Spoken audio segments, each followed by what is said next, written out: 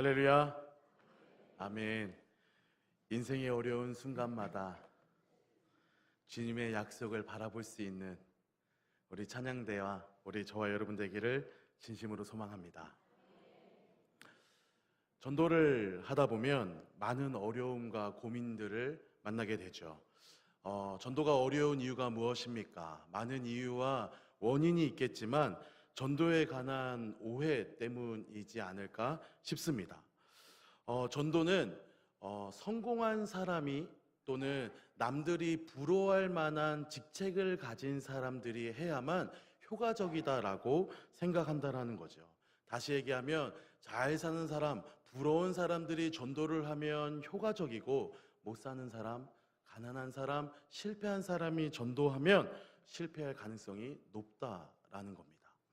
왜 그럴까요? 이는 복음을 전하는 자나 또는 그 복음을 받는 자나 하나님을 믿으면 복을 받습니다 라는 이 개념 때문에 생겨나는 오해가 아닐까 싶습니다.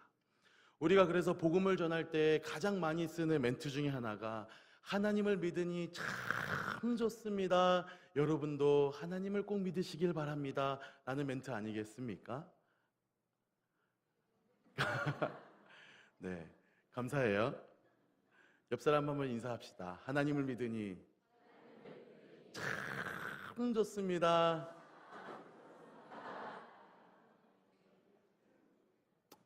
아멘. 물론 맞죠. 하나님 믿으니 좋으시죠? 안 좋으신가? 하나님 믿으시 좋으시죠? 아멘. 하나님 믿으면 참 좋아요. 그런데 이 복음의 메시지를 듣는 그 사람들이 이 참 좋습니다라는 이 말을 어떠한 물질이나 아니면 이 땅의 성공과 잘됨으로 받아들이기 때문에 이 복음을 전하는 자가 일단은 잘 살고 일단은 성공해야 되는 것 아니겠느냐라는 이야기인 거죠. 결국 이 땅의 잘됨이 또 이 땅의 성공이 하나님을 믿는 이유와 목적이 되었다라는 씁쓸한 결론을 우리에게 또 주고 있는 것 같아요. 그런데 제가 오늘 여러분들과 나누고 싶은 이야기는 같은 이야기지만 정반대의 현상을 여러분들과 나누고 싶습니다. 이 땅의 잘됨과 성공이 하나님을 믿는 이유와 목적이 된다면 거꾸로 이 땅의 실패와 눈물과 좌절이 하나님을 떠나는 이유가 된다라는 거지요. 우리 주변에도 믿음을 잘 가지고 있었지만 끝내 그 믿음을 지키지 못하고 하나님을 떠난 자들이 있지 않습니까? 그런데 그들은 여러 가지 이유와 원인이 있겠지만 그들이 하나님을 떠나면서 나는 공통적인 말 한마디는 하나님이 살아계시다면 내가 그렇게 힘들 때 도대체 어디에 계십니까? 하나님이 살아계셨더라면 나에게 왜 이런 고난과 어려움을 허락하시는 겁니까?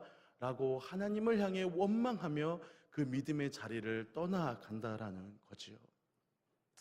하나님을 믿는 우리는 그러면 이 우리의 삶에 찾아온 이 인생의 역경과 위기와 고난과 눈물을 어떻게 바라봐야만 할까요? 오늘 이 출애굽한 이스라엘에게 닥친 이 위기의 모습을 바라보며 하나님의 숨은 뜻을 발견할 수 있는 기하고 복된 우리가 되기를 소망합니다. 오늘 본문의 전후 문맥은 우리가 너무나 잘 알고 있는 내용이죠. 애굽의 노예로 살았던 그 이스라엘이 하나님의 역사하심으로 인해 10가지 재앙을 하고 또 출애굽을 하는 장면이 등장하게 됩니다. 그런데 이스라엘 민족이 나아갈 때 빈손으로 나아가지 않았다라는 거죠.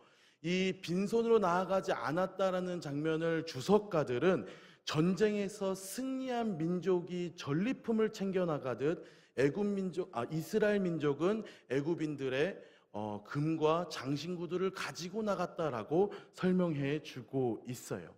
그들은 노예였지만 전쟁에서 이긴 민족처럼 당당하고 승리자의 모습으로 출애굽하였다라는 겁니다. 그리고 하나님이 주시기로 약속하신 그 젖과 꿀이 흐르는 그 땅을 향해 광야길로 그 이스라엘 민족이 들어가게 되죠. 그리고 이 광야에서 이스라엘 민족이 이동을 하는데 누가 이 이스라엘 민족을 인도하였습니까? 모세일까요? 답을 너무 잘 알고 계셔요. 바로 모세도 아니었죠. 또 잘 만들어진 지도도 아니었고요. 어떠한 천문학도 아니었어요.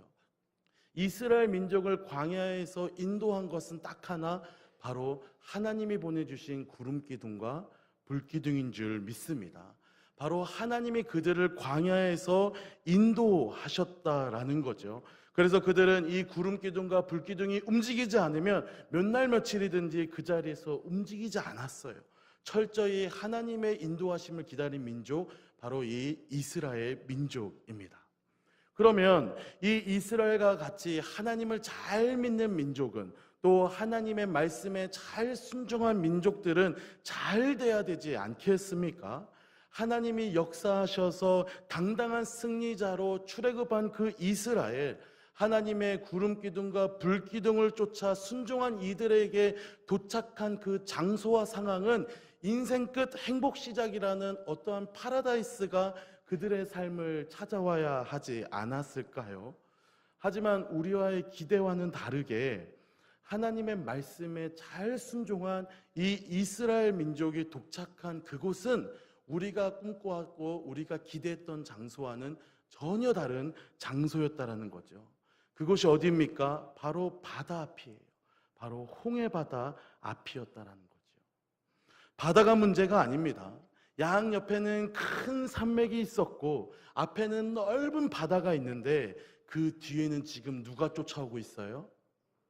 애굽의 군대가 병거를 이끌고 눈이 뒤집혀서 이스라엘 민족을 쫓아오고 있는 거죠. 이것은 애굽 민족을, 이스라엘 민족을 다시 데려오고자 하는 속셈이 아니에요. 그들을 전부 다 진멸할 각오로 애굽 민족이 쫓아오고 있었다라는 겁니다. 사방팔방 앞뒤를 돌아봐도 피할 길이 하나 없는 그 인생의 고난 속에 하나님이 그들을 인도하신 것이죠. 왜 그러면 바로는 갑자기 마음을 바뀌어 이스라엘 민족을 쫓아간 걸까요? 이 이스라엘이 당한 이 위기의 순간, 그 고난의 원인은 도대체 무엇일까요? 오늘 성경은 몇 가지로 바로의 마음을 우리에게 던져주고 있는데요. 첫 번째로 바로가 보기에 이 이스라엘 민족은요, 아주 바보 같은 민족들이었기 때문이에요.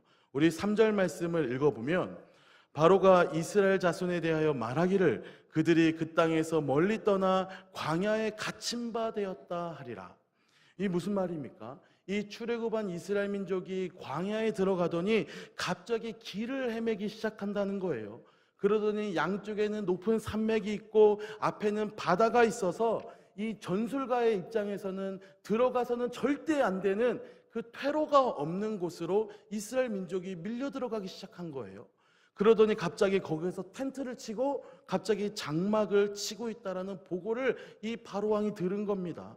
이 바로가 보기에는 이들이 얼마나 빈틈이 많은 참으로 무식한 노예 집단일 수밖에 없는 거죠.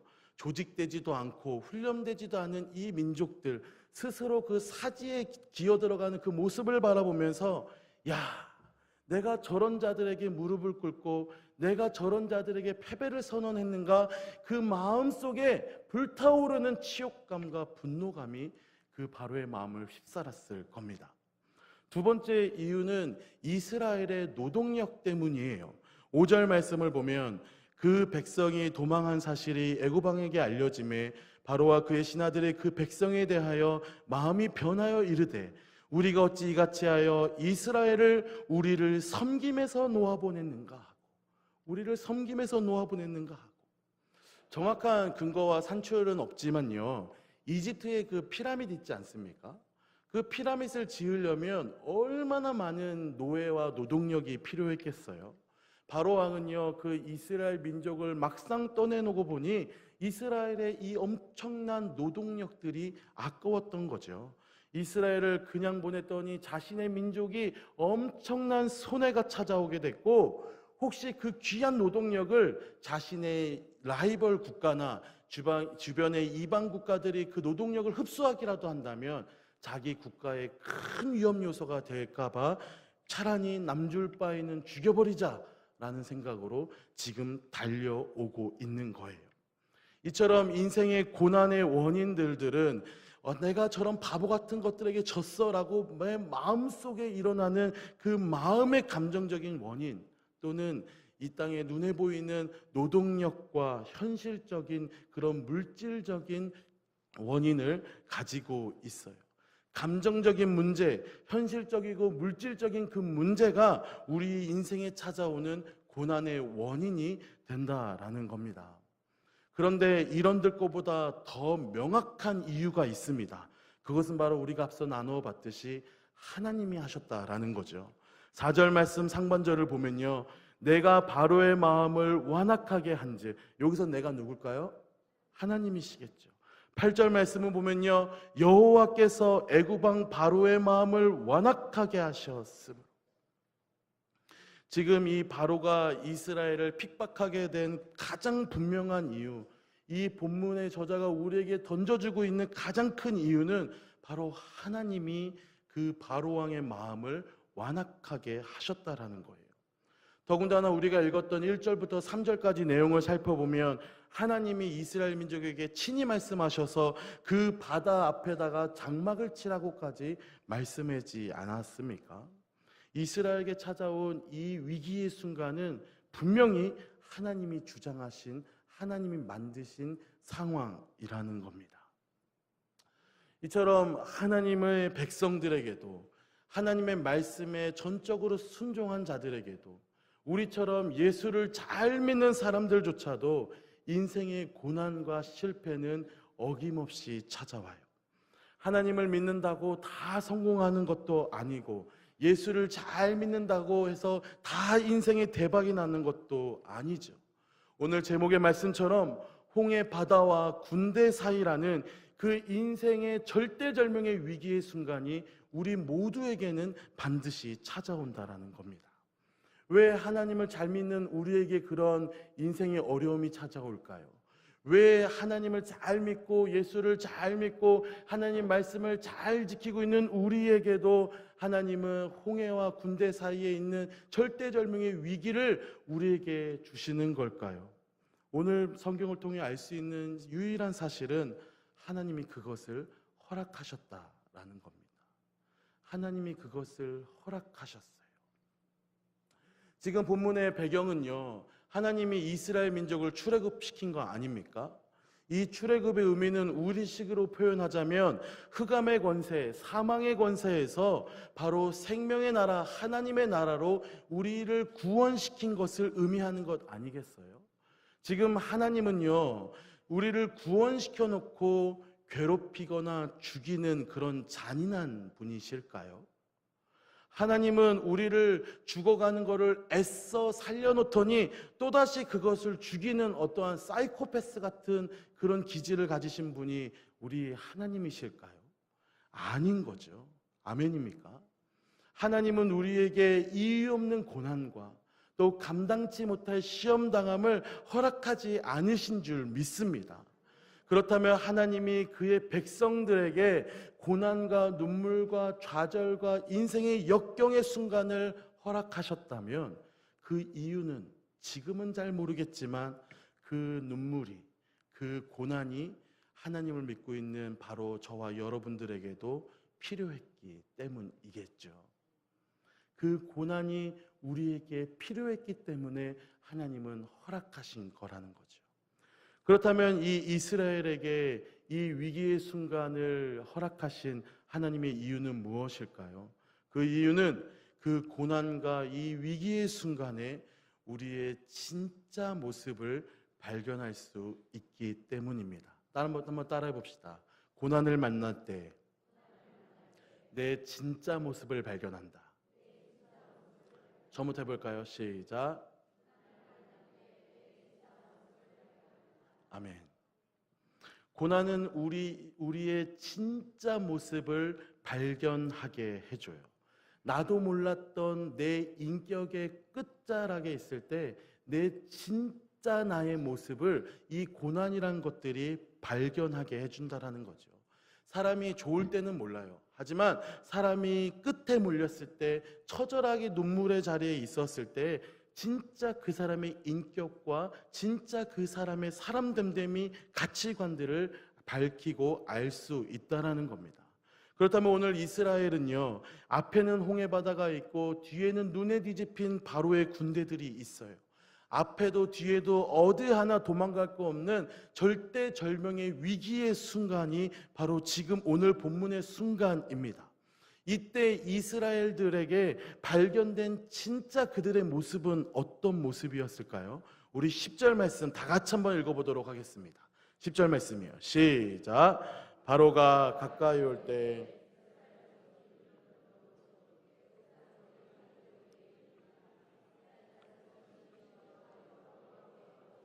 아멘. 인생의 역경과 고난과 위기의 순간이 찾아왔을 때 그들이 나타난 진짜 모습은요, 심히 두려워 떨고 있는 모습이었어요. 그들은 잠시 전 애굽을 나올 때만 해도 승리의 민족으로서 나오지 않았습니까? 담대히 나왔다, 담담히 나왔다라고 본문은 우리에게 이야기해 줄 정도로 그들은 승리의 군대로 위풍당당하게 그 애굽 성의 성문을 나왔을 거예요. 만군의 여호와 하나님이 우리를 보호하신다라는 그 믿음과 확신 가지고 그들은 당당하게 애굽을 나왔다라는 거죠. 자기 스스로를 마치 하나님의 군대인 것 마냥, 자기 스스로를 하나님이 나를 위하여 모든 것을 해줄 수 있다라는 그 믿음의 순간을 가지고 찾아 나왔습니다. 하지만 바로의 군대가 나타나자마자, 바로의 흙먼지가 보이자마자, 인생의 고난이 시작되자마자 그들은 당당한 하나님의 군대 같은 모습은 전혀 찾아볼 수 없고 하나님의 자녀다운 모습은 전혀 발견할 수 없어요. 아직 누가 죽은 것도 아닙니다. 아직 활이나 칼이나 이런 것들이 진짜 보인 것도 아니에요. 단지 저 멀리 바로의 그림자, 그 군대의 먼지가 보였을 뿐이에요. 하지만 그 순간에 그때 이스라엘은 자신의 진짜 정체성을 보여준 것이죠. 그들의 모습은요, 영락없이 도망친 노예에게 주인이 찾아오고 있는 그런 모습이었습니다. 12절 말씀을 우리 한 번 더 같이 읽겠습니다. 시작. 우리가 애굽에서 당신에게 이른 말이 이것이 아니냐, 이르기를 우리를 내버려 두라, 우리가 애굽 사람을 섬길 것이라 하지 아니하더냐. 애굽 사람을 섬기는 것이 광야에서 죽는 것보다 낫겠노라. 이게 바로 이스라엘 민족의 진짜 마음이고 진짜 정체였다라는 거죠. 여러분 생각해 보세요. 칼 들고 누가 뒤쫓아오는데 안 두려운 사람이 어디 있겠어요? 그죠? 우리도 화장실을 갈 때 볼 때 갑자기 뒷사람이, 이렇게 남자들은 서서 일을 보니까 뒤에 문이 열리고 누군가 오면 저희 같은 남자들도 쭈삣쭈삣 할 때가 많이 있어요. 그리고 음침한 곳에서 일을 보면 이렇게 일을 보면서도 마음으로 준비를 하죠. 혹시 하면 빨리 어떻게 좀 해볼까. 누군가 뒤에서 쫓아오고 있는데 두려워하지 않을 사람들은 아무도 없어요. 이 두려움 자체가 문제가 아닙니다. 문제는 이 두려움이 이스라엘 민족의 진짜 속마음을 드러냈다라는 거예요. 자신의 신분을, 자신의 정체성을 직접 드러냈다라는 거죠. 여전히 자신을 애굽의 노예로, 내가 애굽 사람을 섬기는 것이 더 나았겠습니다 라고 이야기하며 애굽 앞에서 두려워 떨고 있는 그 모습이 이스라엘 민족의 진짜 모습, 이것이 홍해바다라는 고난 앞에서 발견한 이스라엘 민족의 진짜 정체성이었다라는 겁니다. 사랑하는 여러분, 이처럼 이 땅에 우리 가운데 임하는 인생의 고난은요, 우리의 진짜 모습을 발견하게 돼요. 겉으로는요, 아무리 괜찮아 보여도, 아무리 홀리한 척해도, 아무리 믿음이 좋은 척해도, 아무리 직분자라도, 아무리 모태신앙이라도, 아무리 믿음의 선배라고 할지라도 그것이 내 믿음의 정체성을 말해주는 것이 아니에요.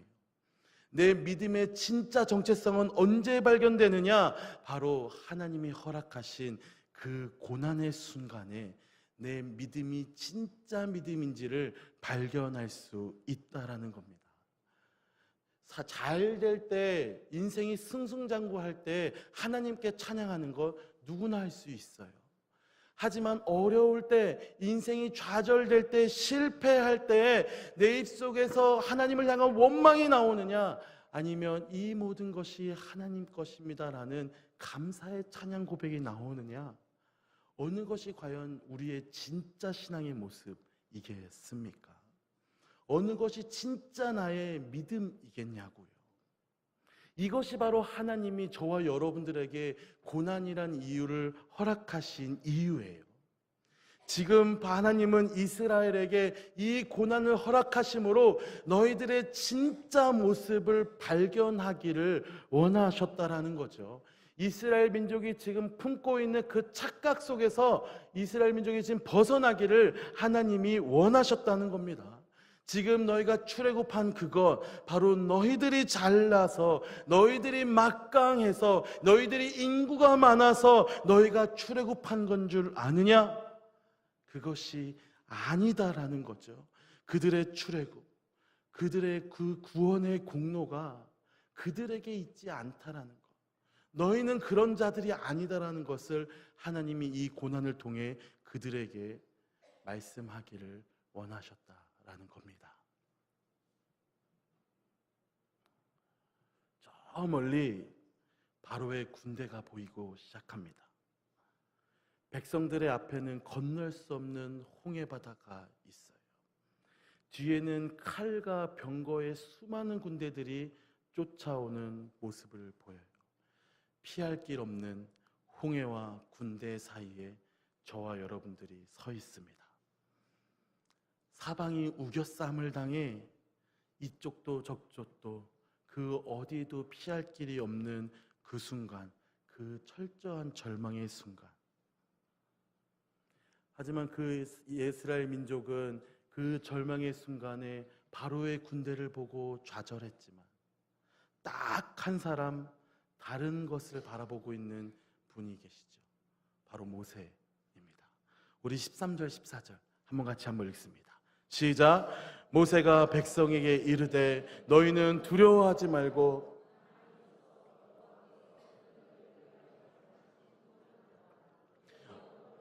애굽 사람을 영원히 다시 보지 아니하리라. 여호와께서 너희를 위하여 싸우시리니 너희는 가만히 있을지어다. 아멘. 모세가 백성들에게 이르되 너희는 두려워하지 말고 가만히 서서 여호와께서 너희를 위하여 행하시는 구원을 바라보라. 여호와께서 너희를 위하여 싸우시리니 너희는 가만히 있을지어다. 아멘. 하나님이 이 고난을 통해 이스라엘과 바로 우리들에게 말씀하시는 것은 우리의 진짜 모습, 바로 우리의 연약함을 발견하기 위함이신 거예요.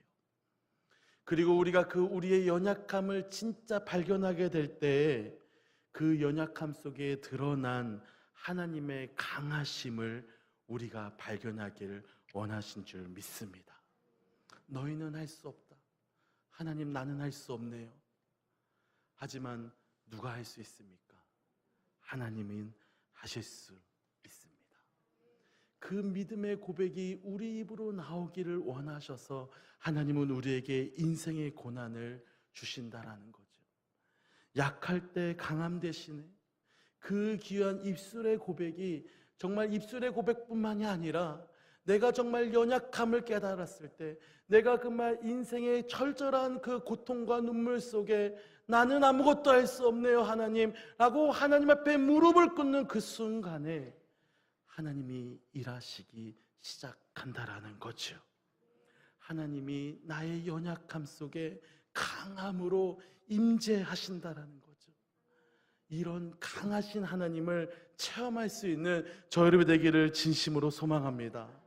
모세에게 찾아온 이 고난은 하나님의 말씀에 철저히 순종함으로 나타난 결과였어요. 바로에게는 이 광야에서 그들이 길을 잃은 것 같이 보였지만 그 길은 하나님이 예비하신 길이었다라는 거죠. 바로가 보기엔, 세상이 보기엔 어리석은 장소요, 어리석인 방법이요, 참으로 답답한 일들을 우리가 하고 있지만 그 일, 그 장소, 그 상황은 하나님이 우리를 위해서 주신 장소였다라는 거죠. 도망갈 길이 없어요. 그 홍해바다와 그 바로의 칼 앞에서 눈물을 흘리면서 엎드려 수밖에 없는 그 순간, 그 장소도 역시 하나님이 허락하신 장소였다라는 겁니다. 하지만 우리가 잊지 말아야 할 것이 있지요. 사람들은 그 현실 속에 그 홍해바다를 바라보고 그 애굽의 군대를 바라볼 때 두려워하지만, 우리는 모세와 같이 눈을 들어 누구를 바라봐야 합니까? 하나님을 바라볼 수 있는 그런 믿음의 성도들 되기를 진심으로 소망합니다. 우리가 그 고난 가운데 하나님을 바라볼 수 있는 이유, 모세가 그 고난 가운데 하나님을 바라보고 외칠 수 있는 그 이유가 뭡니까? 우리가 죽게 되는 그 순간, 우리가 눈물 흘리는 그 순간, 내 힘으로는 할 수 없다라고 인정하고 자백하는 그때 그 순간이 바로 하나님이 일하시는 순간이요, 하나님이 살아계심을 증명하는 순간이요, 하나님이 우리를 위하여 나의 삶 가운데 개입하시는 순간이라는 거죠. 하나님이 살아계심을 경험하고 싶습니까? 하나님이 진짜 나를 사랑하심을 경험하고 싶습니까? 딱 한 군데, 내가 할 수 없을 때, 내가 해결할 길이 없는 그곳에 하나님을 바라보는 것, 하나님 앞에 돌아가는 것. 그러기에 그 고난의 순간이 그 군대와 홍해바다 사이라는 그 절대절명의 장소가 하나님을 만나는 장소요, 하나님이 나를 사랑하신다라는 것을 확신할 수 있는 귀한 축복의 장소라는 거지요. 사랑하는 여러분, 우리 주님의 말씀을 위해 주님의 인도하심을 따라 걸어왔는데 내가 감당할 수 없는 그 순간이 찾아왔습니까? 답은 하나예요. 그 자리가, 그 순간이, 그 영역이 나의 것이 아니라 하나님의 것임을 인정하는 겁니다. 우리는 연약합니다. 아무리 내가 강한 척해도 우리는 감당할 수 없습니다. 내가 아무리 잘났다 해도 나는 그것 해결할 능력이 없습니다. 하지만 철저한 눈물 속에 있을 때 잊지 마세요. 내가 아무것도 할 수 없을 때 하나님이 일하기 시작합니다. 이 놀라운 하나님의 기적, 이 놀라운 하나님의 사랑, 저와 여러분들이 소유할 수 있는 귀하고 복된 저를 되기를 소망합니다. 말씀을 맺고자 합니다. 하나님을 믿고 있는 우리들에게도 여전히 인생의 좌절과 고난의 순간이 찾아오지요. 그 고난과 그 눈물 때문에 하나님을 부정하고 하나님을 떠나는 자가 되겠습니까? 아니면 그때 그 순간 그 자리에 하나님, 나는 연약합니다, 하나님이 일하소서, 나의 주인의 자리를 하나님께 양도할 수 있는 믿음의 성도가 될 수 있는 저희 되기를 진심으로 소망합니다. 우리의 연약함 속에 일하시는 강하신 하나님, 바로 저와 여러분들의 하나님이 되기를 진심으로 소망합니다. 내 인생의 눈물 속에 있을 때, 그때 그 순간에 나를 위해 울고 계시는 그 하나님의 사랑을 깨닫게 되시는 저희 되기를 진심으로 소망합니다. 하나님 앞에 무릎 꿇은 것, 하나님 앞에 인정하는 것, 하나님이 나의 주인이라 고백하는 것, 바로 그것이 우리에게 고난을 주시는 하나님의 이유와 목적이라는 거죠. 그 폭풍 속에 두 팔을 벌려 우리를 끌어안으시는 그 하나님을 의지하고 의뢰하고 하나님을 더욱더 바라볼 수 있는 믿음의 성도들, 믿음의 한 주가 되기를 진심으로 소망합니다. 사랑해 주님, 감사합니다.